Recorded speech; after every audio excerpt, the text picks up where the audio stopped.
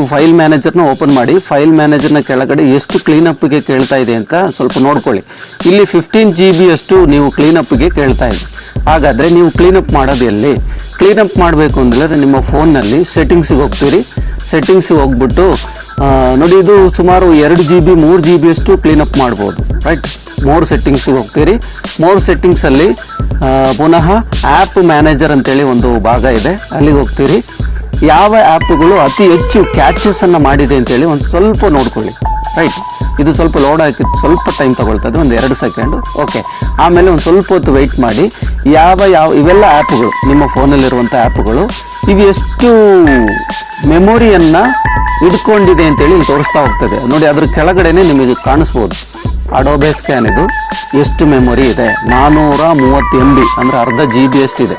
Amazon ಎಷ್ಟು ಕ್ಯಾಚಸನ್ನು ಇಟ್ಕೊಂಡಿದೆ, ಈ ರೀತಿ ತೋರಿಸ್ತಾ ಇದೆ. ನೋಡಿ, ಕ್ರೋಮ್ ಎಷ್ಟು ಇಟ್ಕೊಂಡಿದೆ ಅಂತ ತೋರಿಸ್ತಾ ಇದೆ.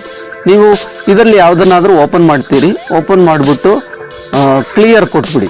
ಕ್ಲಿಯರ್ ಕೊಟ್ಟಾಗ ಅದು ಆ ಮೆಮೊರಿಯನ್ನು ಇಟ್ಕೊಳಲ್ಲ. ಕೆಲವು ಟೈಮು ಫೇಸ್ಬುಕ್ ಎಲ್ಲ ನೀವು ನೋಡಿರ್ಬೋದು. ನೋಡಿ, ಫೇಸ್ಬುಕ್ಕು ಮೊನ್ನೆ ಅಷ್ಟೇ ಓಪನ್ ಮಾಡಿದ್ದು ನಾನು ಹೊಸದಾಗಿ, 715 MB ಅಷ್ಟು ಇಟ್ಕೊಂಡಿದೆ.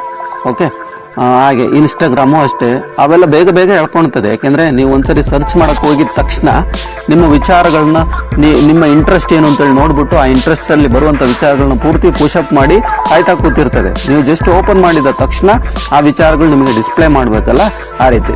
ಓಕೆ, ಈಗ ಫಾರ್ ಎಕ್ಸಾಂಪಲ್ ಈಗ ಗೂಗಲ್ ಫೋಟೋಸಲ್ಲಿ ಯಾವುದನ್ನಾದರೂ ಒಂದು ನೋಡೋಣ. ಟೆಲಿಗ್ರಾಮ್ ನೋಡಿ, ಟೆಲಿಗ್ರಾಮಿಗೆ ಹೋಗ್ತಾ ಇದ್ದೀನಿ.